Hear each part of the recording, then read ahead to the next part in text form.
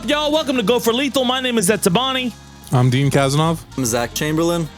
And I'm Chris Okamura. And we are on our remote podcast live because we have lives that are fulfilling and disorganized. So this is the best way to do. Honestly, this is the best way. I've wanted us to do a remote show for quite a while. Hopefully we'll be able to do in-person shows and remote shows, so we'll be able to get you guys more content and just feed your content satiated brains or whatever. I don't know what I'm fucking talking about. How you guys doing today? Dead inside. Great. But give me a month, I'll be okay. Oh, I guess not great. Shit, dead inside. Dead inside. I mean, yeah, we're all a little dead inside. It's been a fucking exhausting year, month, timeline, all of that kind of stuff. Oh, I'm saying Chris, dude, I'm fine. You guys know I've been great ever since that ace reveal for BY. I've been scoring high, dude. The best was Dean tweeting out the Michael Jordan "I'm back" letter. Yeah, dude, I couldn't wait. I saw that. I'm like, wait, we can get babies back from trash? Oh, dude, I'm back. Third serial incoming. That card feels better than Gecko, to be honest. Yeah. That card feels egregiously better than Gecko. I mean, Dean and I tested for a few hours the last couple nights, and it's tough. That deck's rough. You were testing. Dean was like just having like an otherworldly drug-like experience. Dean was jizzing himself playing. He was having a good time. Dude, watching Dean make the comeback in that game was like, I can't insane. get up from this chair right now, bro. It's not gonna you weren't there for that. So we were like thanks watching for the invite, by the way. We were watching money matches. We had a Yamato mirror match, money match, and then we're like, okay. Earlier in the week, me and Chris played 4 games. This is a pet peeve. Hold on, this go back. Is a pet peeve, dude? No. Hold on, okay. We gotta say this. We have a lot to talk about in this episode. We have everything from the Luffy Dodger promo fucking insanity, right, to PRB02 reveals. But Chris wanted to try this evergreen segment. We want to try to do something every single week. So let's start it off with we can't call it pet peeves. No, that's I just want to know the like dumbest name. Things that bug you when people do something. That's like worse, Chris. You so worse branding. I already know what it is now, dude. I don't know. Hold on, I gotta get that my chance. So me and Dean played for a couple hours late at night on cam. Hold on, I'm gonna brand this real quickly. Go. This is our new segment called the ban list. Because you should be banned if you do this kind of shit. Behavior. Let's start. Oh, dude, this wasn't the one that I had in mind. This wasn't the one that I had in mind. But Dean and I were playing late at night, and we're playing BY into UI Nami. Right? We're playing the matchup. I think Dean and I both agree it's 50-50. It's like a really tough matchup. Dude. You think I have advantage still? I think you have a huge advantage, and it even gets larger with new cards, but it's like Nojiko, Pudding, Gravblade is just killer against BY. Yeah, I'm just like, what am I doing?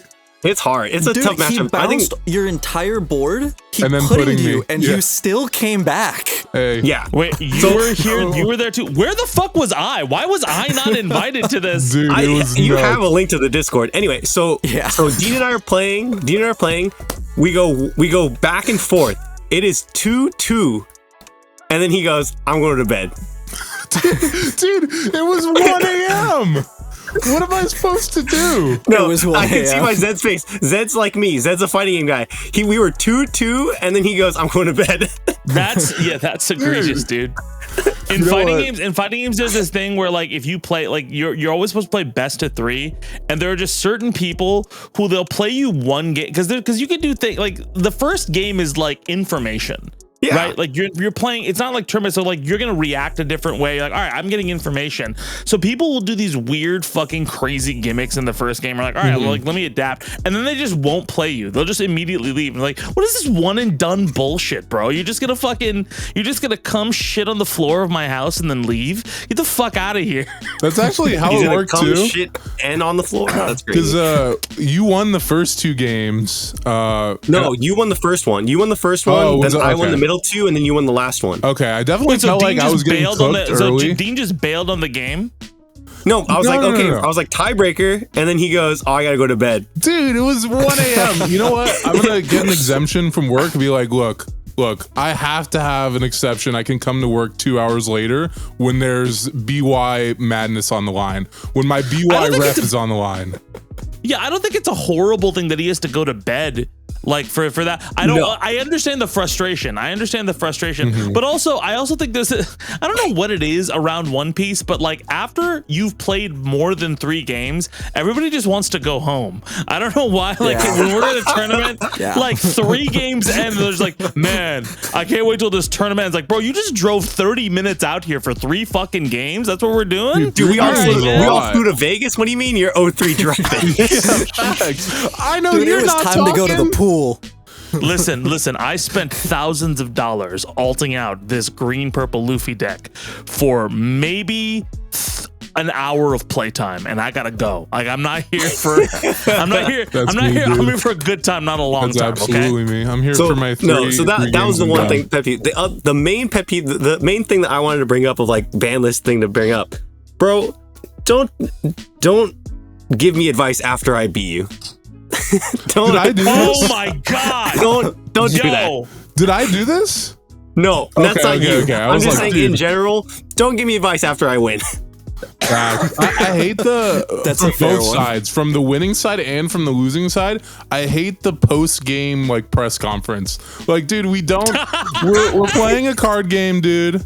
Like, I'm like every single time my opponent wants to start that at like a regionals or something, or even locals, I'm just like, dude, I could not care less. Like, I don't need GP Luffy that saw 3 Sanji puddings on curve to explain to me how I could have gotten 1k more counter out of your hand if I swung differently, dude. Like, well, no, I don't. I think it's useful if you're trying to like locals. It feels you like every time we've had that like we've had that conversation multiple times, Dean, and stuff like that. There's other people who I'm not going to mention, although I would love to, who crash out on that shit, dude. Who like for me, if it's like, hey, look, we're all learning, like, you know, even at the high level, like, it's just a talk like, man, that was a crazy game. If we're having a conversation about that, that's cool. I think that's a great sportsman-like thing to do. And that's great. There's a difference, though. Yeah, but there's definitely times where you're just like, man, I feel like if I would have done this, then it would have worked. And then the opponent's like, no, I would have still beat you. I'm like, well, then why the fuck am I even here, bro? Facts, like, dude. what are we doing? Like, what are we? Like, you're not gonna give me an inch. It's like, oh no, God had determined you would lose this game, and that is also all that like is. it's also the thing of like, there's a difference if like if we're chatting and we're equally trying to get better and learn and grow or whatever, or you just want to tell me to flex how good you are at this game. Yeah, dude. Like, there's a difference. The one There's a difference exception to this I like is Zach does this a lot, is like when we're just playing friendlies or testing, right? He'll be like, okay, I want to make a really crazy and gambly move, and it's like the last turn of the game, right? Can I try this, and then can we run it back? Zach does that a lot. Yeah. Zach does that, and sometimes I think that's great. Sometimes I'm like, Zach, this has been going on for there was one time you did that, Zach, and it went on for 30 minutes, and I'm like, there is no universe. There's no line here. This is Doctor Strange sitting down and like just having a seizure, trying to figure out what fucking timeline this works. That's my favorite. And then you were like, One thank Piece, you for that. I'm like, I was about to like we sit down and we'll play all these like scenarios out, and we'll go like, okay, what's the best way I could have won this? I think it's useful. Yeah, I understand. 4 Pizarro and then 2 Stage. Dude, that's the segment we need is Pizarro playlines every send us your Pizarro playlines, dude. I think we need to also we made a big deal about the Pizarro thing when it happened, and then literally Zach brought Pizarros with him, and within the first game he was like, I gotta take these out, dude. I gotta. This is not going well. This was like, I thought this would be fun. I feel wolf. That's not a vibe right now. That gives big energy. Like at locals last week when I was playing against a GP. You know who you are if you're watching this. And he played Hody and then attempted to leader ability, and I was like, that doesn't work. That doesn't work. That's not a straw hat, right? Hody Jones. I know we're not jumping to a credit. Like that's one thing that I do want to talk. Like that tech for GP is wild to me. That you would have like, I've seen a lot of people doing it, but bro, I've seen it like, but that's, you know, when we talk, like, again, we were just talking about the fighting game thing when somebody does something like, this is an insane thing for you to do in this situation, and it works in this one game. That's an insane thing. When somebody plays a Hody, you're like, what is going on? Yeah. Like, are you, did your wife leave you recently? Are you just like, I don't fucking care anymore? Are you okay? Yeah, bro. I mean, I like it as a one of, right? Like I understand it as a one of in like if you're planning to only see UP and like it's a one of because then it's a Gatling target, it's a giant target. Like I can just pitch it if I don't need it, right? I mean, I would rather have honestly the chopper, the 3-blocker chopper. Because that's a straw hat, and I don't lose a life and then die. Like when I fuck up. No, like, the 3-blocker is the two. You're talking about the one that rests the dawn. I thought you were talking about the one that ramps. No, you're talking about the Foxy one. Yeah, Dean's talking about the Foxy one. Zed's talking about the Wano one. Yeah, I think I'm talking about the Wano one. I respect that card way more, also because it has counter and it's searchable, right? So like in those situations, Hody is just it feels not only is it a brick, it will just sit there in your hand because you can't play it the whole game, and that's what happened, right? I think it was one of my friends. He played it on curve, and he was able to rest my Kata and my Dawn, right, and pressure my life. But then I left it alone the whole game, and then you just don't get leader ability for the rest of the game. I don't want to be rude. Like I'm not trying to diss anybody, but I feel like this is such a Yu-Gi-Oh ass strategy. Just like, I've played maybe 6 months of Yu-Gi-Oh in my life. It's like, oh no, dude. Oh no, the consequences of my podcast too, because this flabbergasted me too. We're at my house at like 3 a.m. and me and Zed had to explain Duelist Kingdom to Dean. You did, yeah. Facts. Duelist Kingdom? You don't even... Dean, have you not watched Yu-Gi-Oh? No. Oh, I watched a little bit of 5Ds and a little bit of GX okay, era. so Dean, I feel like you just poisoned my ears, bro. I feel like, dude, because we were talking about tournaments, and I was like, dude, we should bring up like star chips for One Piece. Bro. And he goes, what are star chips? And I go, oh my god, do you not know? Dean, how was I supposed to know that? Dean's not gonna get this reference either. I feel like fucking that gif of like Matt Damon transforming into that old man from Saving Private Ryan when he fucking. That's crazy. Dean, dude. Saving Private Ryan was a war movie. I know what. And like Chris had the nerve to say, Dean, do you even know who Coolio is last night, dude? Like, you know dude, what? You don't know what Duelist Kingdom is. I don't know what you don't know. Zach are the same age, dude. This is an ageist commentary right here. Slightly older. Zach's. How old are you, Zach? Zach's older. I'm 28. Oh, never mind. Yeah, see, Dean's like super young. Dean's super young. Never mind. Okay, that 3 years is putting in work. That's crazy. Dean's mom. Dean's the kind of person who like went next to an iPad and was like, "Oh man, this is a good time." I was 100% an iPad kid, except my iPad was Ruby and Sapphire, dude. Oh my god, I was a sweat. Anyways, you know what the worst thing is? That also hurts me because I like gold and silver is mine. Like red. Yeah, I was a red blue kid. Yeah. Okay, that just dated you guys so bad. Oh my god, yeah. that did. Yeah, you're right. How dare we like the better games? That just gave you guys liver spots. I want half of my Pokedex cut out for the crazy. I don't know, like rock formations and shit. The crazy and Sapphire were great games. Whoa. No, you know what the crazy shit is? I always said that I could do red and blue blindfolded. Like I just know those games like the back of my hand. And then my daughter, I bought her Let's Go Pikachu or Let's Go Eevee for Christmas last year. And she was like, how do I get through this Mount Moon or whatever? And I just took her Switch and I did, without looking at a guide, I just ran through it. Yeah. And like did no missed ladder, no like I just got it. There's an entire generation of kids that learned navigation through just like looking at maps, like 8-bit pixelated maps of fucking. And the worst thing is like I would hear people who like played on the fucking Atari like 2600 was like, well, we liked E.T. and you know all of the. I'm like, shut up, old man. And I'm like, oh Jesus Christ, that's us. That's us. Yeah, y'all are doing it to me right now, dude. I've never touched a Game Boy Color. Yeah, but you play card games, Dean, and you don't know Yu-Gi-Oh. You gotta come over here right now. I'll hand you a Game Boy Color. That's like a Game Boy Color you've never touched. Talk to me about Tour Guide of the Underworld, then we can get somewhere, or Maxi, or you know, like all these things. You went to Yu-Gi-Oh when it had the drug phase, when it was like on heroin and just like doing really weird shit. You went to Yu-Gi-Oh when it was like dating like a bunch of like really toxic people, like Maxi. Dude, imagine imagine ending up on Figueroa to pay for your max rarity deck, and then they just reprint it 2 months later, and your tour guides that you paid $150 for are like $10, dude. I quit. I swear to God, I only spent 6 months playing Yu-Gi-Oh. Speaking of reprints and too much money, we got a lot to talk about today with the card market, even though we've wasted 15 minutes. We do. So the card market of One Piece is going through a really crazy transformation, and I think we should. I want to talk about the Dodger promo again. We're foreshadowing that a lot, but like, I do want to maybe start with the thing that we were all worrying. As you know, prices for EBO2 have been insane.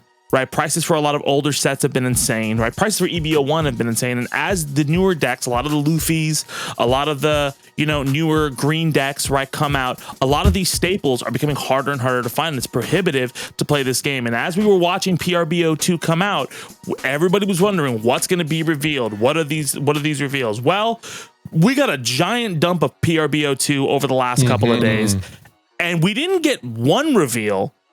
We got everything. Almost every single staple card that was requested by the community is getting a reprint. Not only that, you're getting brand new cards that resurrect older decks, right? That are not like crazy rarity either. They're just rares, right? And bring new life and new strategies to other decks. And then you're also getting cards that make everybody go, what the fuck is happening? Like another Gum Gum Giant reprint, but now it's an SP. Mind. Not pumping my fist for that one. That was crazy. But listen, this is a monumental set, especially for the health of the game. So I wanted to ask you guys, with all of this news coming out, right, with PRB02, what do you think it means for the longevity of the game? What do you think? Do you think it's going to have a profound impact on people being able to really jump into the game more, right? Or is it really just going to be a kind of a nice boost for older decks and people who are already playing? I think this is going to be the best set we've had in a very long time. I agree with that. I think for me, it's something where, like, again, even me as like a veteran player, like you can see behind me, like I have boxes and boxes of bulk and cards and whatever. Like I haven't been able to play green decks because I don't have Cavendishes, and I don't want to pay for Cavendishes, right? And so, is like, it even still $50 a Cavendish? It's dropped since the announcement. Yeah, like 20 or 30 now. But like the idea that, like, even for someone like me that has most of the cards that I would need for a deck, I still get hard blocked by not wanting to pay for Cavendishes, which, like, that is kind of crazy to me. Where, again, for any one of us in this call that travel for One Piece, that we travel for One Piece, we have a podcast where we talk about One Piece once a week, we go to locals all the time, the four of us should not be hard locked on any deck, which is based on what we have available to us. That's right? one of those, but that is one of those things, like, that is frustrating about the way some card. That's why I like this reveal the way it is, because so many card games get that like we were just talking about Yu-Gi-Oh, right? Like something that was, I remember in Yu-Gi-Oh, Magic has that too. Magic has that same problem because Magic is fucked right now. That's $1,400 a box for this Final Fantasy set. And like think about it this way. Like I remember and I hate to bring it to another game right now, but like Yu-Gi-Oh, I remember playing, and there was a lot of people, there's so many cards out in Japan, and people were like, I'm really wondering, there were some people who loved this Cyberstein combo with the Blue Eyes Ultimate Dragon. That was a huge combo. Konami in the mid 2000s just decided to make like 2 Cybersteins, like 2 to 3 Cybersteins, and really there's like, this is tournament legal. And it's like a $930 card, right? But even more so, there were other cards that were just the way the rarity was built. It's prohibitive for you to like accurately play the game, because if you're not paying for these cards, you're kind of boxed out. And One Piece was getting to that point slowly but surely. I mean, you had decks that were lower cost that you could play, like Bella Betty, right? Shanks was not. Blackbeard, Shanks was not horrible, like except for the Rayleighs, it wasn't horribly prohibitive, right? But now we're at a point where the Bond Clays are going to be reprinted, right? Which is a huge thing. The Cavendish especially is a huge Rayleigh, moment, right? The EBO2 secret rare being reprinted, enormously important. right? It cut the price in half almost, pretty much. As soon as which they is announced great it. for a tier 1 deck at this point, right? I mean, well, that's what I mean. Like again, if the 4 of us were getting blocked out of stuff because we didn't have stuff, like I know Zach, you weren't playing stuff because you didn't have Bon Clays, right? Like if the 4 of us are getting blocked out as like people that are really committed and veteran to the game, I couldn't imagine a new person getting into it and trying to like jump in. And trying to buy all this stuff and trying to like the startup cost is huge. So like this is the massive. ecosystem and the money Bandai makes is because the ecosystem is so healthy and because it's such a I like that when the game is a social experience, you're gonna make money because people want to buy into the game. People want to buy packs. There's a social component to it, right? Nobody is trying to like if you're trying to buy packs to flip. It's a little bit tough, right? But even when we buy kit, we're not expecting to make back all of our money from buying like a bunch of boxes. We're expecting to like make a bunch of hits and play this game and have we're expecting to interact with the community. And right? PRB is an experience in and of itself too. I mean, that's the one set you guys know I don't really open packs like that. PRB is routinely like the set that I always go in on because each pack feels like an experience. You're getting a super rare from the past like 6 to 7 sets that's really cool. In addition to New Dawn cards, in addition to Jolly Rogers, right? And I think PRB01 had 2 Jolly Rogers per pack, so a lot of value. Like when you kind of blur the financial side of it, you just look at like what you're getting for this $4 to $5 pack of cards, and I think PRB is great for that. Well, PRB was such a good set that I asked Chris to bring me back a box from Japan because I loved that set so much, and I was like, I want to open it again. But I'm not going to spend the $300 for an English box. Because you get like, what is it? How many secret rays did you get a fucking box? Like you in get English, more than you get 2. So you got in English they separated it really well. You get 2 secrets, 2 extended arts, and 2 alternate arts. The really tough part about PRB01 was that extended art was shared with the texturized events, which sucked. Nobody wanted to open those, right? As they've shown us so far, it doesn't look like those are making a return. So I'm like, thank God. I think the value inside a box and the fun involved with opening a box for this time around is going to be, much better than last time. And again, it's like it's one of those smart company decisions where it's like, how many there was so much people were requesting of this set. It's crazy. We got everything. What did we not get? Like we got too much. I mean, they listened too much. No, I mean, that's actually my criticism. I'm as much as I love this set and watching the reveals is insane. Like I stayed up all night to watch them when they were revealing them on the CS in Japan. My criticism is there is too much because they've essentially taken away the identity from the extra booster sets and packed it into PRB. Like, the only thing I don't like is like the new stuff. I don't like. I wanted PRB to be like a refresh of the old stuff. They gave us too much of the new stuff. Exactly. In PRB. I love the new stuff. I'm don't take the new stuff. Here's the thing. I'll take the first off, Dean. The new stuff is why the deck you love is gonna. Well, I'm trying to be objective here, right? And don't be objective. Dean. You can be a fanboy because like what was the thing was with PRB1, the only new card was Sanji Leader, right? Everything else was a reprint. So like, if you're gonna, I hated that Sanji Leader though. I hated that they put that in PRB. That completely changed the game for pre-release events. Oh, it's terrible. And I hate that card. I'm so glad they didn't put a leader in PRB. Well, a lot of people. No. There is a leader. Bandai got mad about that. They started. They also. Bandai also got like. In PRB? In PRB2, there's going to be a leader. Yeah, they haven't announced it yet. Oh, I did not know that. Ooh, it's going to be. Hopefully, it doesn't destroy pre-release. It's going to be Black Brook. It's going to be Black Green Luffy. God, dude, I'm sick of the Luffys. I've had it up to here with the Luffys, dude. I know it was coming in OP13 because the theme of the set is the 3 brothers, right? But God damn it, I was like another. We gotta talk about that Luffy that new red green Luffy too. That'd be crazy. Talk about well, I wanted to say one thing, like because I feel like that comment you made about the extra boosters. I feel objectively, after 2 sets of OP, I think OP11 was actually a really great release in the United States. I think that was a very healthy, revolutionized the meta. You can still find boxes. Huh? You can still find boxes. Exactly. That was a brilliant release. Very healthy stock. I think if the PRB, I know it's going to be short printed possibly, but I think it should be enough for people to be able to at least get their hands on stuff, and stuff will go down. I think EB02 objectively was a fucking like bomb out. It was a terrible, because it put so much bad blood into like and even you were talking about opening the sets, right? When you open an EB02 box, and again, we want to probably give away an EB02 box so you can enjoy this experience at some point when you enter whatever thing we're gonna do, right? But like opening an EB02 box is terrible. Is like trying to find food, trying to find gold in a fucking like famine desert. Like you're barely get, like you'll get stuff that's like really valuable, but the hits aren't there.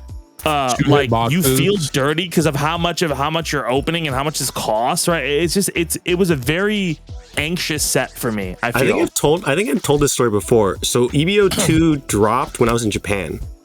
So then I had Lexa open it at the shop because I like Venmo'd them money to grab my boxes because I knew if I waited till I got back I wouldn't be able to get them.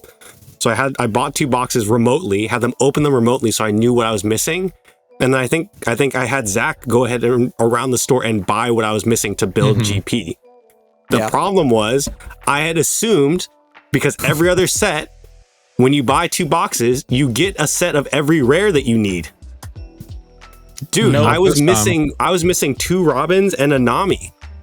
I didn't have a playset of any of like those. I was missing playsets of those 2 rares. That was an aggressively like, hey, good luck kind of set. That's an insane rares. And why else are you opening EB02 unless you're going for GP? There's no reason to open EB02 unless you want GP. And that's what my criticism is that it was completely that entire set was defined by one deck, right? The power level of the rest of the cards just wasn't there. Like Vivi was cool in like some decks, Yamato was cool in some decks. Vegapunk and Enel was Enel and Vegapunk, cool, but they didn't those resurrected those decks though. Like those put a lot of like. Well, I mean, didn't need to resurrect them now. My thing is like all these inclusions from PRB that we're getting right now, right, should have just gone into EB because now it's a matter of like the slots being taken up when you're opening a box. With all these, like how many super slots there are, and some of these new cards are super rares. How many boxes am I gonna have to open to get a normal playset of? Because there's only 20 packs. I don't think this is per box. Yeah, but I don't think it's gonna be as bad distributively as like again. I think look from what we've seen from Bandai's like business strategy over the last like 3 months, I think it's a very telling tale, right? You've seen them. They banned Gecko and everything. You saw EB02 come out, right? You saw how there was a widespread backlash to how bad that was, right? And you know, then OP11 is the exact opposite story, which I had no fucking, it was crazy that it is, right? Where you can still find product, you can get 2 to 3 hits a box. The set is undeniably popular. Like I would still open OP11. It's a fun set. There's a lot of cool shit that you can get in it. I just opened 2 boxes the other day. Dude, it's a wonderful. It's a great set. And it's a huge turnaround from OP10, which is widely regarded as one of the worst sets, right? Great for singles too, as somebody who doesn't really open boxes. I think the inclusion of these new chases that are higher on the ladder than mangas, right? The Luffy, gold, and silver, and then that's going to be a recurring thing now because in OP12 we have the Blackbeard equivalent, right? So I think that's a really good inclusion to drive people to keep opening packs, and that means for players, and not just players that want low rarity, but players that want high rarity, it's great because I just have to wait like a month until or a month after set releases, and the singles have dropped significantly. And all the thing, it's incredibly affordable to build a lot of those decks that come from that set. The other great thing but that's what I'm saying is like this set, it feels like an apology. It feels like look, like we are listening. that was bad, right? Like we were in a bad place, guys. Okay, yeah, all right. EPO2 Here's really the bad. secret, and I think maybe the only thing was maybe not printing Saji Pudding, but I'm guessing that'll be they'll do a promo or some bullshit down the line. Isn't right? that the manga? Because you're gonna get an SP, no. baby. The manga is the 9-cost Sanji, which makes me think even more that they're banning. Sanji Luffy. Pudding. My bad. Yeah. So I think there is definitely a we fucked up kind of thing, and a clear reason to. And I don't know, man. I'm just surprised. I did not think a company would do this. I didn't think a company would intentionally be like, we don't want to just we don't want to keep all our fucking collectors like that those prices skyrocketing. We want people to be able to play the game. That just feels very counterintuitive what a lot of like greedy motherfuckers do, and it feels very player focused, and I think it's a giant win for everybody involved. So I gotta say I agree with you on that, because, and I think this is a smart move though, because this is gonna tank the prices of all the expensive base rarity cards. Cavendish base rarity should never have been $40 ever. And this is going to take every single card that we saw that was over $20 and bring them down to 20 or less. I remember when Katakuri was $80 a card. I remember buying Cody at 18 when I wanted to build Bonnie. Oh, 5. I remember buying. Yeah, I remember buying Eustace Kids at $30 a piece. Yeah, like that was nuts, dude. I think PRB01 had a lot of supply issues, but it still managed to drive down the prices really hard. But I think as a person who plays but also wants to play like high rarity for my favorite decks, right? The supply for PRB was just not there enough. So I will say this. I agree with you completely, Zed. I think this is a great set, a great ideation for a set as well, just like reprinting exactly what the players wanted. But you have to have the supply to back it up. And we won't know until September. But if Bondi is listening, if you want to follow through with how great the set looks and how great the reception has been up front, you need to print this into the ground, because there's way more alt arts than we had last time, and half of those alt arts are new cards now. So that means that's their first time being printed, and there will be a pinch on the market for those. I'm saying that as a BY player who's going to buy 4 aces the second the set drops, right? I just don't want that issue again, because talking to Chris too, like some alt arts for our decks that we wanted to build, like Red Rock's a really good example, right? Red Rock didn't really have a supply issue to begin with. It was reprinted though in PRB01, but it was its first alt art print. And that alt art, no matter how much PRB got printed and reprinted in wave 2 and 3 and 4, is still $60. I just want to avoid situations like that where we just want to play like cool new arts of our favorite cards, but we can't because the market is so pinched.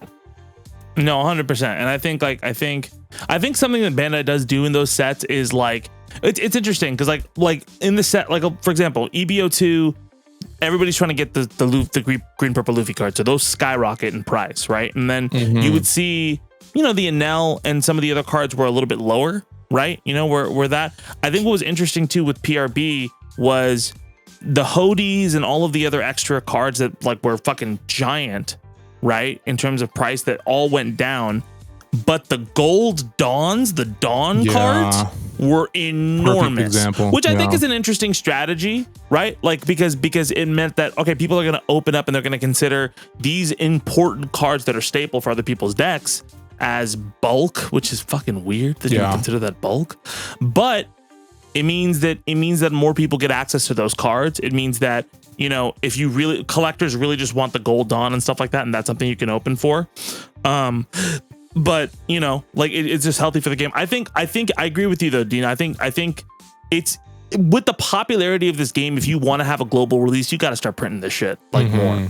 It's gonna sell out, and like when it doesn't sell out, people are gonna go back. Like you're having a steady income of new players, because people don't want to a lot of people don't want to pay $1,400 for a Final Fantasy thing. They don't want to fucking read. That's a standard. They don't want to read. Set.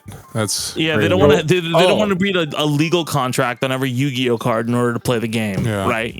So we can use the pivot out, because I think we're kind of, this conversation's kind of going in a circle. But the I wanted to bring up because you brought up the popularity of the game, right? Yeah. So the thing that before we leave PRB, I have one thing to say about it real quick because it's something that I had to make. On our last podcast, I said it was a new 4-cost Katarina Devon that was coming out for Blackbeard. It is a 4-cost Shiryu that looks incredible. Sorry, that's all I wanted to say. Thank you for clarifying that, Zach. Listen, Zach, I was so scared that you were going to mix up those characters. I was up all night like, please, Zach. Please I need you to stop whatever conversation we're having, and you got to make sure it's not Katarina Devon, it's Shiryu. And I just want to say I appreciate your input there, Zach. You're welcome, Zach. You're welcome, bro. All I know is it's a 4-cost piece of shit Blackbeard card that I have to worry about. It's gonna be incredible. All I care about. I don't know. I don't care which one it is. People's day with it. Yeah, base cost 2. Okay, dude. Just I don't care which one it is. It's just Zach follows Blackbeard like K-pop stans follow K-pop demon hunters. Okay, dude. Like he's like. I get facts.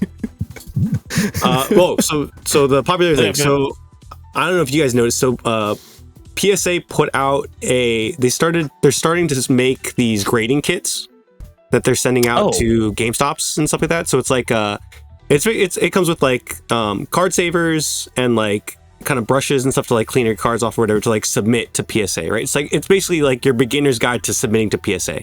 Really cool idea. So they're selling these kits to I think card shops and like GameStops or whatever. Mm-hmm. On the box. On like the cover of the box where it has the slabs, it has football, basketball, baseball, Pokemon, and a One Piece card. That's huge. Yeah. Wow. Forget Magic and Yu-Gi-Oh. No Magic? No Magic. No Yu-Gi-Oh. That's insane. So like just, Magic and Yu-Gi-Oh. Just to I mean, hey, I love both. Also, Zach, keep that mic near there because I realized that right there. Yeah, thank you. Yeah. But just so you guys can understand, like I was like, oh, you're here, by the way. That's great. Yeah. So if anyone was concerned about the popularity of the game or like question about how popular the game is, that's a really clear sign of how much submissions they're getting, of how popular the game's selling. Like that's a huge sign.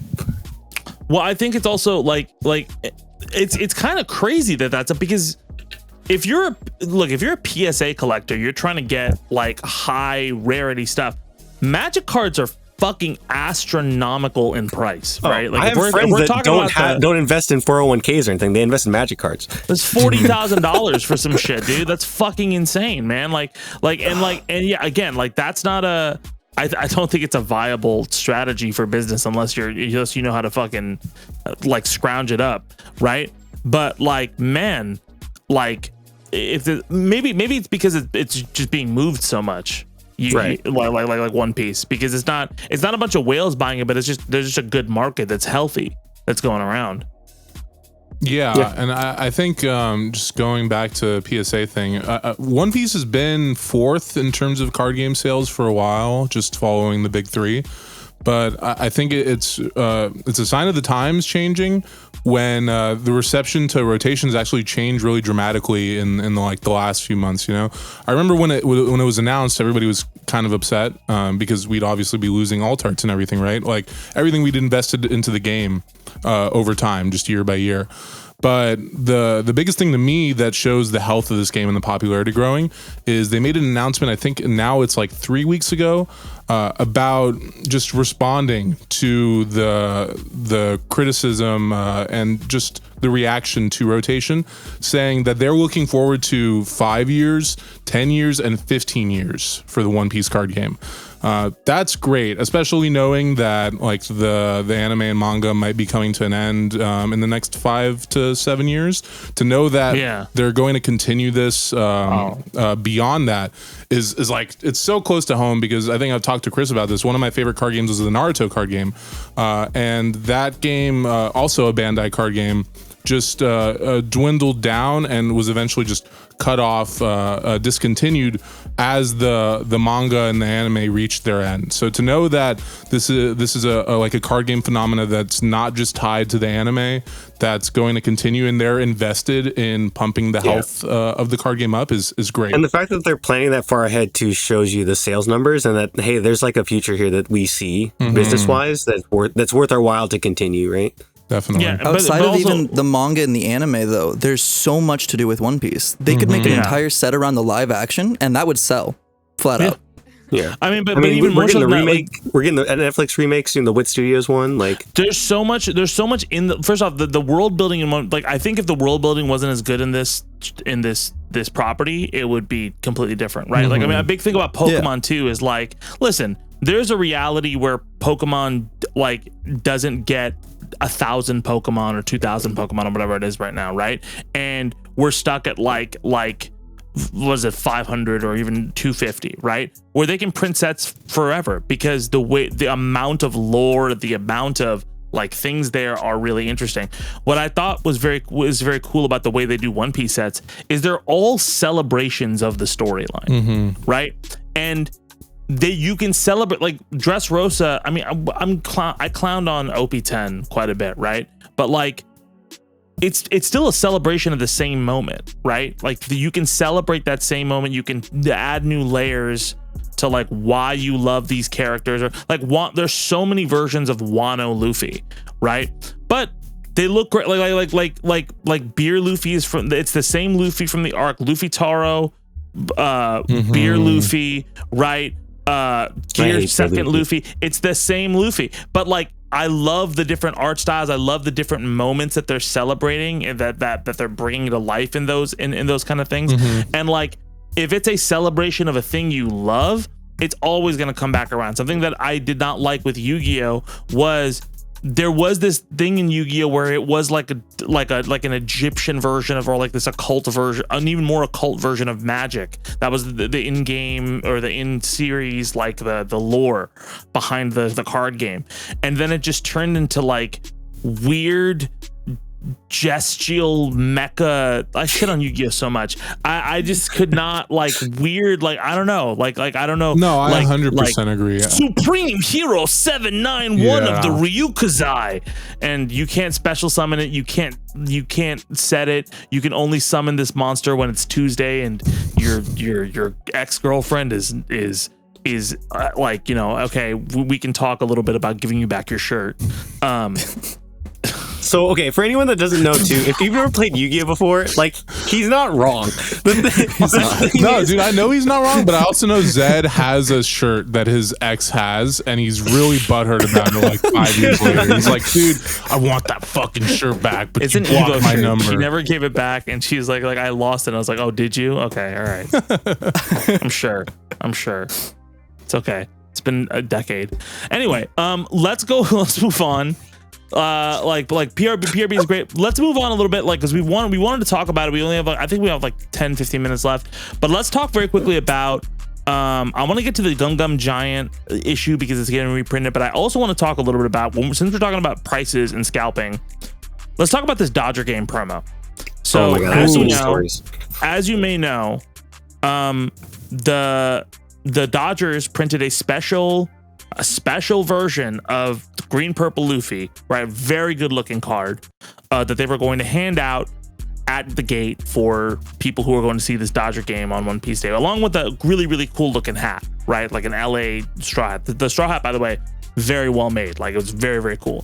Also, by the way, listen, I think I think everyone here but Zach went, and we had a great time because Zach was on vacation in Iowa. It was a great time. Sadly. It was a lot of fun. Yeah. I mean, Zach, that sounded like I was like, oh, Zach was gone, and we had a fucking blast. Thank God. Zach left, like, oh, because I feel like time. We missed you profoundly, dude. I don't want to. Because I feel like we're gonna get into this and like start shitting on the. I want people to know that like the game was fun. We had a great time. Once you ignored the scalpers, it was fine. Yeah, I think that's the thing. Is like, it's one of the, like, even the One Piece Lakers game, right? Like, these, when you go there and you see a lot of fans, it's a wonderful experience, right? I think, yeah, what was very frustrating was how craven the scalping got throughout the day, because originally it was like, okay, do you want this promo? Maybe not, right? That was in some gates, right?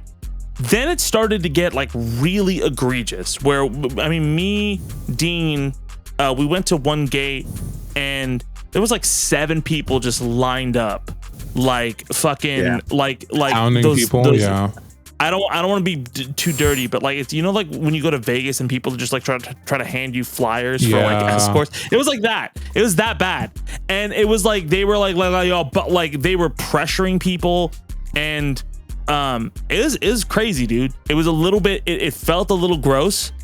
Especially because not everybody got those promos. The Japanese stuff. So like. Because I talked to about 4 there. So when you went up to the upper levels, there were a lot of Japanese vendors from Japanese card shops.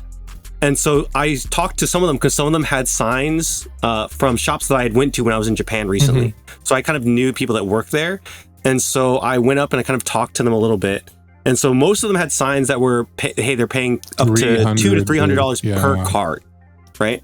And so I was talking to a bunch of them. They said there's probably about 10 to 12 different Japanese stores there that were trying to buy cards.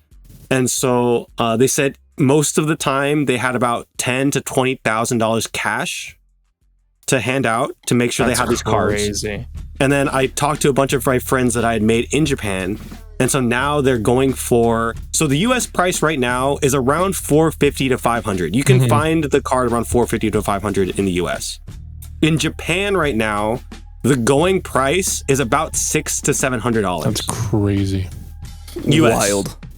So like that's where we're at right now with where this card's at. And again, so you had about 12 card shops in like Japanese card shops in the upper levels buying the card for $300. So, and that I don't know how many cards left the country and now are in Japan. From what I saw, it's probably a couple thousand. Now, we know they announced there were 40,000 hats. They did not say how many cards there were. And they did run out of cards first. Yeah, I talked to people that were coming in that said that they got a hat and no cards. So that means there's less cards than hats. So it's under 40K. And from what I saw people coming in, it looked like it's about 20 to 30K cards. 30K is still a lot. That's what's frustrating to me is like it is look, 30K is quite a lot, right? And there's 2 aspects to this. There's the aspect of the scalpers, right? But also it is something specific in American culture because there was a lot of people who did not give a fuck about that card. And there were a lot of people who really wanted it because not to scalp it because they just were a fan of both things. And I remember talking like I wanted to get another card for my girlfriend, right? Because she loves to collect One Piece stuff. And I went up to a couple people and I was trying to ask, hey, I'll, like the price of your ticket, pretty much, right? It's like 100, 150, right? And you had a lot of people who were older. I was like, this is probably like $700, $800, right? Which is the immediate scalping price, which you would get right after something came out, right? It's an egregious, aggressive price.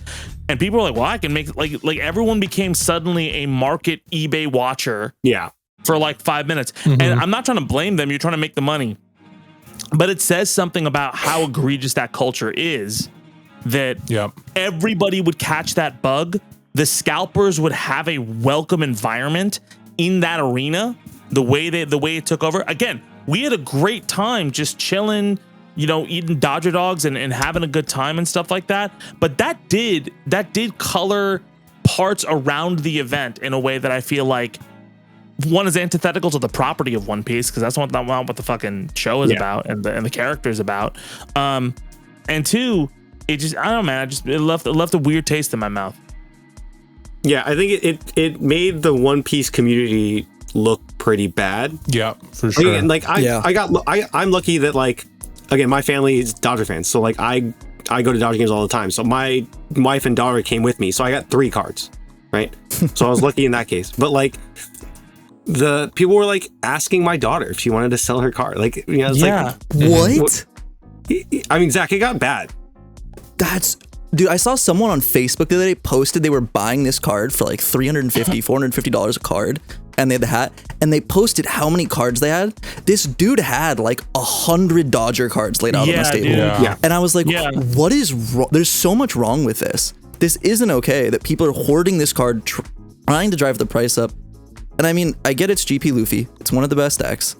it's Luffy, so it's a great card. It's a cool card. It's Dodgers. It's also Dodger branded, so it's Dodger branded. So that also adds to the Japanese thing. The Dodgers are massive in Japan, so that's also adding to like this. Yeah, they're the biggest thing. Shohei Ohtani, bro. Yeah, Shohei's on every billboard in Japan. So like you can't. It's adding to that fuel where like it makes sense why all these Japanese vendors wanted to go get this card. So I want to bring this up too because Real Josh made a video on it, and I do agree with him. So like every hobby kind of has its like signature card, right? And like, or like every card, you know, like for me, I'm a basketball guy, right? So like you're talking about like now 86 Fleer for Jordan. You're talking about maybe like 2003 Topps Chrome for LeBron. Like these are like the flagship cards. When you think of the card, when you think of the game, you think of the card, right? Like Pokemon, you think of base set Charizard, right? Yes. Or like Yu-Gi-Oh, you think of like the OG Blue Eyes, right? Like you think of these cards. There's a potential here for this card to be that card for One Piece. I don't think it's gonna be that card.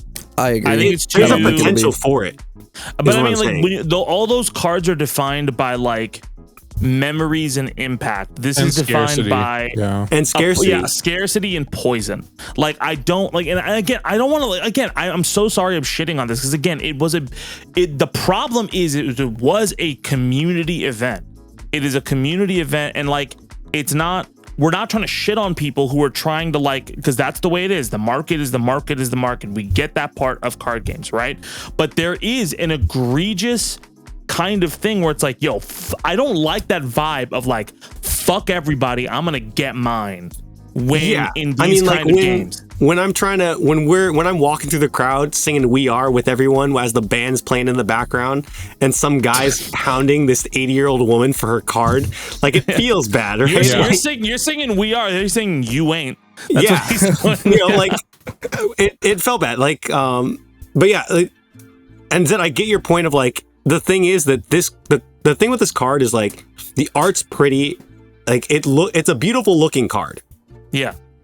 And the thing is, it's unique enough and it's different enough to the rest of the cards where it stands out. And it's attached to an iconic sports franchise that is a huge in Japan.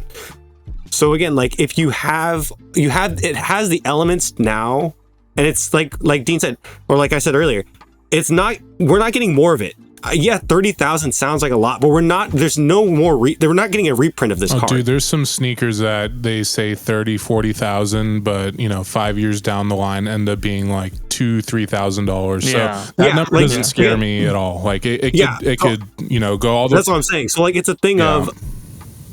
This card has the chance to be that like signature card for this game, or at least one of them. The whale card, but I mean, maybe it's one of the whale cards. Yeah, but maybe it's a whale. Like I think signature is one thing. Like base set Charizard's like has like a lot of emotion involved with it. Oh, like, sure. With kids again, on the it's the thing that you got as a kid and you like freaked out because you pulled it. But like over time, it became like those emotions and everything became part of that. The thing is, the fervor for this card is something that I haven't seen in this game so far yet. Like there's a fervor. I saw it with the GP. I think I saw it with the GP Luffy leader. I saw it with. It's not the same though. Like the same. Yeah, it's not the same. Like this fervor is different. Yeah, and I think you have to think about whenever like large numbers are spit out for availability of anything, right? Is what's the liquidity of that thing? And not liquidity in like how easily you can go sell it, but when it enters somebody's collection, are they going to give it up? It stays. Yeah. It's gonna stick. This is a card you get and it's staying in your collection regardless of if you're like, I don't play GP, right? I'm keeping mine. Like this is a card that's gonna stay in collections, and that means once it enters somebody's collection, whether they got it from the game or on the resale market, that's one that's taken off the market. Yeah. So that's why I think this has the like say Gum Gum Giant gets banned, say GP Luffy gets banned, people are gonna sell their alt leader, but they're gonna keep this one. Yeah. But what about the people who have 50, 100 of them? That's gonna tank the price those are because whales. You're gonna have people who try to sell this back because they need to recoup their money. The thing is, Zach, that's fine. Because again, it's like I said, it's going to dip and it's going to stabilize over this next week or so when everything's leaving the market. And people, again, like Gene's saying, once it settles in people's collections, finding it's going to be hard. Yeah. But I mean, like, I think if this card was at like $200 or even $250, or even like the price of the normal like alt art Luffy leader, right? I think that's fair. I think it becomes egregious when it is, like it's 50 people who are. Now, this is another comparison I gave. Like the Nintendo Switch 2, for example, that's selling out 100% was predatory, because what you saw with Nintendo Switch 2 prices, around my birthday, I wanted to grab a Switch 2, and I was like, I wonder what the market is like. And I don't want to spend too much. And I just typed in the price of the Switch 2 with tax and how much it would be. I saw somebody selling it for like $20 more, and I haggled them down. Like, because all these people bought a Switch 2 because they were like, fuck everybody, I'm gonna hold this, and they couldn't sell it. And like, what that did so much damage to like narratives also around the games, right? People being able to like play. And I hate, I've always felt like you should have like I get the livelihood of trying to like flip things, right? I think there's in some instances it is a reasonable expectation because of things, right? But there are so many predatory people in this. Like, I just like 300 cards, dude, that's so predatory. Yeah, that's fucking horrible. And I get like, great, you're gonna make a lot of money from that, but it's just like, bro, like you're fucking up a community just because you want your personal the vibe shit of the event, because it made it not fun to walk around. Like the first couple hours we were there, when everyone was just kind of having a good time, was fun to hang out, because there were cosplayers, people were hanging out, we're having fun, we're singing "We Are" as the band plays, whatever. Like, we're having a good time, we're eating, having a good time, and then towards, I want to say like, once the game started, once it was like the second or third inning, fucking, you walk around, everyone's scalping. Yeah, everyone's hunting for the card. Everyone's trying to talk prices. It wasn't even like the Dodgers event either. Like, it wasn't like the Lakers event. The Lakers event, I went to the Lakers game. The Lakers game was such a fucking beautiful moment, because it was all these One Piece fans, right? Everybody had their shirt. Like, and those shirts started to go for like $200 after the show. Nobody fucking was. I saw nobody trying to like just push people over to buy shirts for that, even though it was like this limited thing, right? It was just a lot of people celebrating and having a good time. I mean, I guess it's because of trading cards. The vibe around trading cards. I'm looking at it from the perspective of like, we've all been in this card game space. I'm sorry we're going on so much about this, but I feel like it's an important thing to talk about with the culture. Yeah, like I just look at it like, the reason I enjoy One Piece card games so much is not just the gameplay, but the cards are beautiful in that the foiling and the texturing is really like enigmatic, right? And this card it's not texturized at all, and it just has like the normal silver foiling that you would find on like regionals promos, right? So for me, I wasn't that excited about this card, but I think we have to look at it not from the perspective of like people who were One Piece players, or just like been in this card game space forever, but like your run-of-the-mill characterized card collector, not card game player, but card collector, right? Art rares and Pokemon go crazy, even though those are like the most basic printer foiling, because it's more about what it represents, right? In the card game space, it's Pokemon, right? So I think from that perspective, this has the potential to be like the next like Moonbryon or some sort, right? I definitely agree with Chris. I mean, I guess the thing that I want to bring up too, Zach, just really quick, is like, all these Japanese card shops have all of these stock and like whatever. I just checked a couple of their Twitter accounts. They are stopping orders on them because they're running out. So it's I hope it goes down, man. I hope there's at least like a small amount of time where people could, like, if you really fall in love with like this property and this thing, you can buy something for like $200-$300. You know, there's too many other cards though to buy for that though. I don't think this is the card to do that with. This isn't the card. If this card does get stupidly expensive, you're just gonna see people fall out of touch with it. Or if GP Luffy ever gets banned, this card, I think, will immediately tank. With this card now, it's the same thing of like when I said signature card. This is going to be, if you're a new player or if you're someone that didn't go to that game, again, we're all lucky that we live in LA, so it's very easy for us to go down. It's like Yeezys. Like, it's like the status of having it. Yeah, like this is going to be a lot of people's chase. This is going to be a lot of people's like, hey, my career goal for One Piece card game is to eventually have this card in my collection. is going to be the but I think for the people that just want it in their collection and they're not players like us, and this is a good segue into the next section. Bandai has the opportunity to do the funniest thing with PRB03. They have such an opportunity. Reprint every promo card. Reprint Dodgers Luffy. Reprint Dodgers Luffy, and then just make another one with Lakers. Just They to be did like something with that because I was talking to Chris because we've been playtesting the new BY Luffy deck, right? And I've been using the One Piece Day promos from Japan, which we didn't get. It's the Egghead Luffy. With the swirly background? Yeah, with so the swirly, Oh which is amazing. When that came out, because that was One Piece Day's first interface with the card game, it was incredibly expensive. It came out with that promo and the auto Don and then an additional Don all together. And it was incredibly expensive. It got scalped to hell, and it was honestly really reminiscent of the situation that's going on with the Dodger Luffy right now. What they ended up doing was just reprinting it in a premium Bandai product. It tanked the price so bad. This Luffy was like $150. It is now $7. So Bandai has the opportunity to do that, and it's not like it wouldn't, like they haven't done it before, right? I think the difference is that the Dodgers are attached. Yeah, it makes and it so difficult. They can't do it on their own, right? Yeah. So Okay, so have another Dodgers event where you give out the same card again. They really 40,000. I don't think you're familiar with sports teams. They're not the most charitable. No, ask I think the Angels how their organization. Yeah, I think the thing that you're going to run into is like then if they do another Dodger night, they're just going to do another Dodgers card. Yeah, they'd want a whole new Dodger card. That could dilute the market too. I mean, we saw that with the PSA cards that they've been doing. Like we had Luffy at first, which was really expensive to start, right? But as more came out, there was Boa, and now we're getting Shanks pretty soon. I think this month actually. It's diluted the price. I remember. I think the issue is like the Luffy it's Luffy. Yeah, it's main character energy. Plus, it's like the most playable of the three.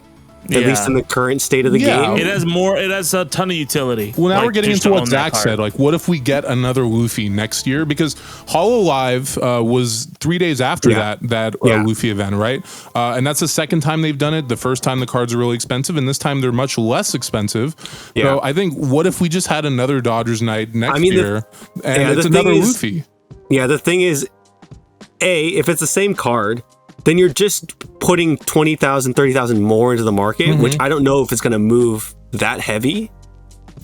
And then on top of that, if it's a different card, now it's just a different, now it's a different card. Like that first one is still valuable. You know, that first one just still holds its value because it's the first one. Yeah, I think if they did like a different leader, I mean, what Zach was saying was like if Giant gets banned and the deck is severely diluted in the format. Yeah.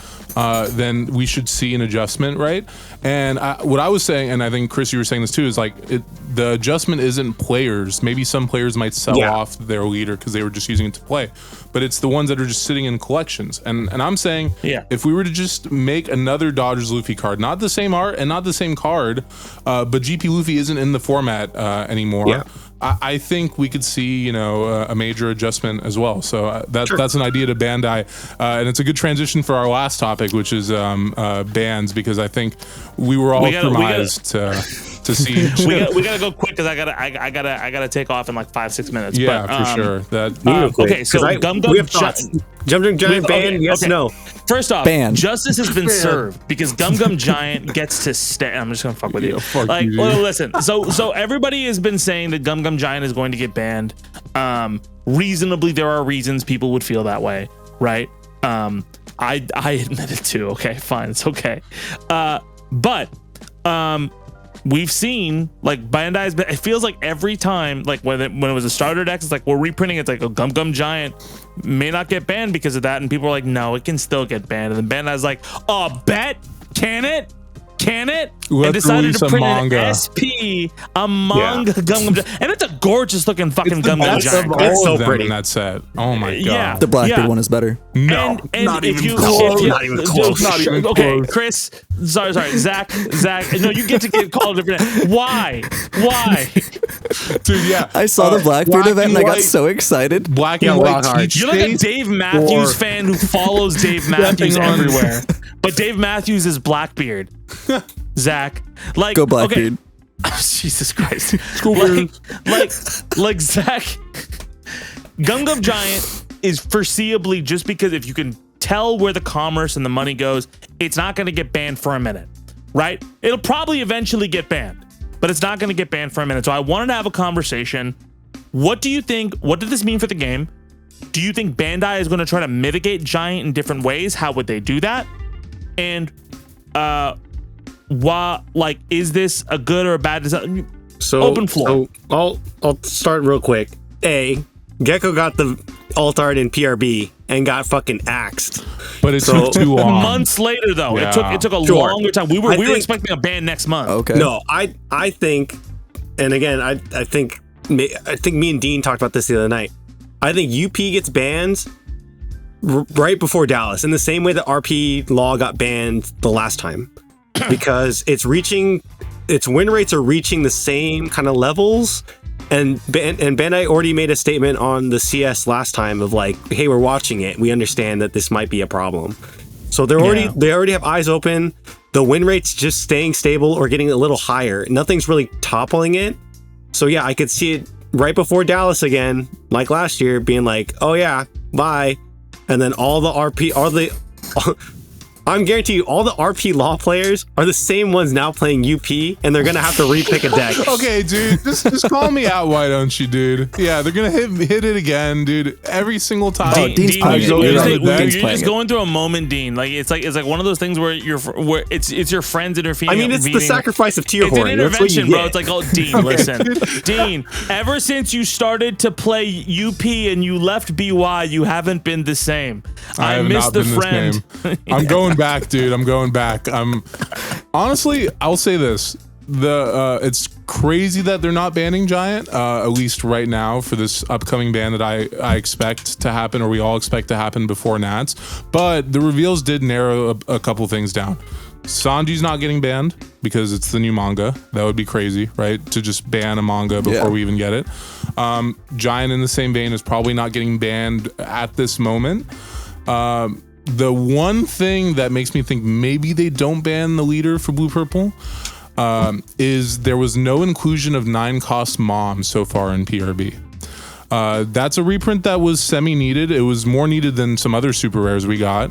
It's still cheap. You can still buy that thing. It's like $3-4. Yeah, but I mean, Kashigi got a we got a bunch of Shanks got a reprint. Blackbeard got all these supers that are way cheaper than $3-4 got reprints, right? Part of me thinks they were on the list, and then their Bandai was like, oh shit, we gotta listen to them, guys. These are not good choices. Let's expand the card pool. But I just think about like Todd was like, oh, yo, I got Tashigi, I got this the 6-7 Luffy. Todd, go on vacation, bro. This is bad, bro. We gotta talk. Honestly, the best choice they could have made, because that was like a recent card. It was a great choice. I think it was a great choice. Yeah. But everybody was worried about Bon Clay for like a couple weeks because of that. All right, Dean, keep going. Yeah. I just think like the targets. My choice is the same as Chris. I think Blue Purple is going to get banned, especially because of the inclusion of that new Dofi card, the 5-cost 6K blocker with 1K counter, and it just says if your leader's multicolored, ramp 1 rested. That seems like they're like, yeah, we're gonna print this Dofi card, right, for Sugar and Dofi, but this card's insane in Blue Purple. So yeah, it feels like the same way that happened with Black Maria, where they printed Black Maria and they went, oh god, yeah. And then they had to get rid of RP Law because Black Maria was too broken in RP Law. And so now they have to go, oh, this Dopey. Oh no. I swear to God, there's somebody at Bandai who just likes being a little saucy. Who just likes being like a little bit extra. It's like, oh bro, you know, be fucking hilarious. What if we put a Dopey card? We have the funniest opportunity ever. Just ban none of the purple cards, ban Karasu, dude. Oh no. See, okay, on that though, imagine if they ban 8-cost Katakuri though, because 8-cost Katakuri's not that card's so it's a new card. Well, first of all, they're not banning it because putting the new reveal from PRB that just came out revolved around that card. So, and I also don't think Katakuri is a problem. I think according to like other 8-costs we've seen in the format, it's at the top. It's the top echelon of 8-costs, but it's a fair card. I think when you think about what I think Linlin is a fair card too. I just think about what's the most abusable in that deck, right? And I think you can pressure Blue Purple Luffy in situations to where like Sanji and Katakuri is not enough. But Sanji and the Nine Mom is almost always a problem. I just think about, and it also that is the first time, I think it's the only time that Purple got life gain. So it's out of the colors characterization, right?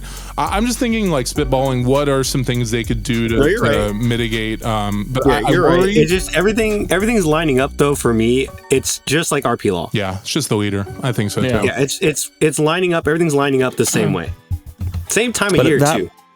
At that point, then, do you think at some point we're gonna get the blue purple ban, which we've all said we're going to?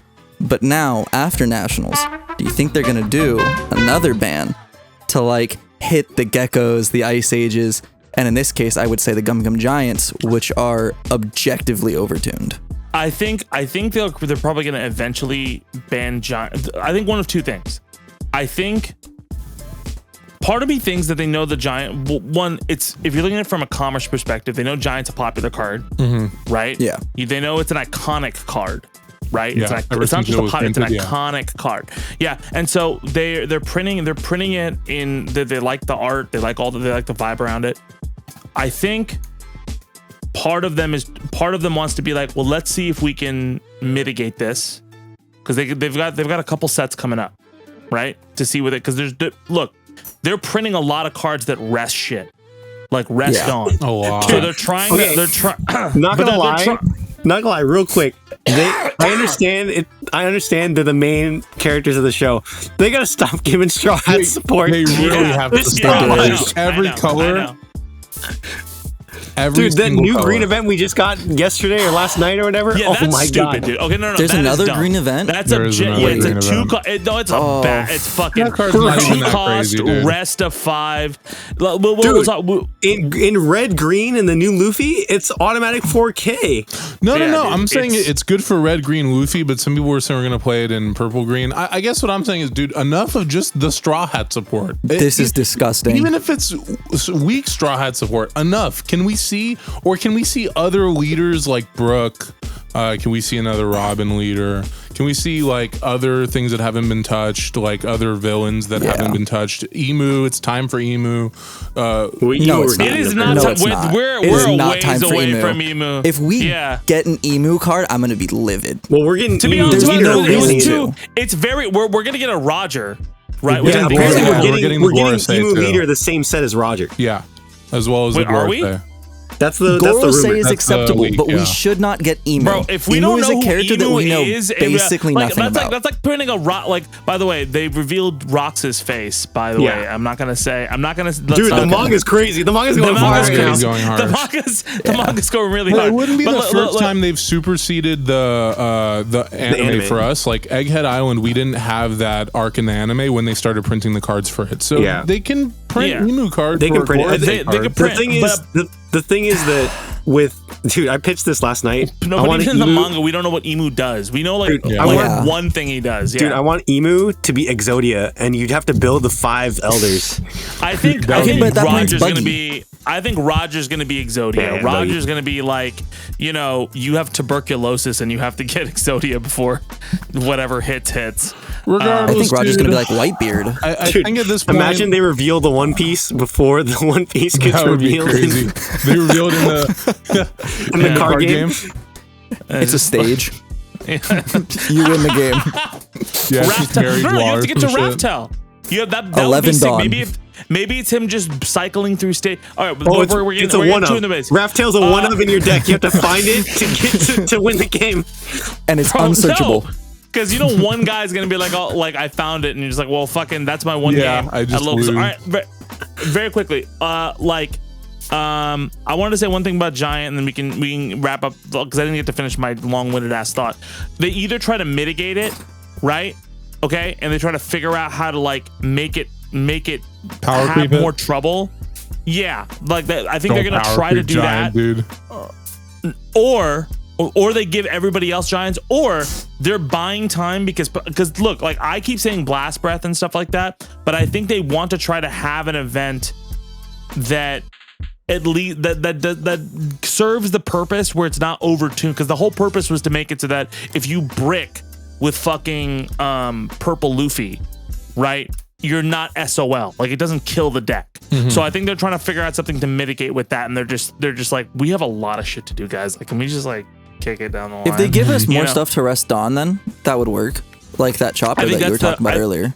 I mean, the green Straw Hat event that rests Dawn or rests anything. Insane. Yeah. Stop giving it to green though. Stop giving it to Straw Hat. No, green needs it. Green's a dog shit color otherwise. So we can stop there because all the green players once green loses Eustace Kid, it's gonna be a very different. I'm looking forward to that though, to be honest. But okay. We gotta get going. Any final thoughts on PRB02, on the card market, on stingy Dodgers assholes, on Zach's love for Blackbeard? Go Blackbeard. I got one little PSA. Check out skill-diff.gg. We just dropped a new playmat with Big Mom and Snake Man Luffy. Art is crazy. Sick. I've been using it at locals all the time. I love it. Everybody loves it. So really cool art. And we got a 5% off code in the description as well. Yeah, definitely. So that's gonna be great. All right, guys. Thank you guys so much for watching. Remember to like, comment, subscribe. Go to SkillDiff. Get yourself a brand new mat. My name is Tabani. I'm Dean Kazanov. I'm Zach Chamberlain. I'm Chris Okamura. And we'll catch you guys soon.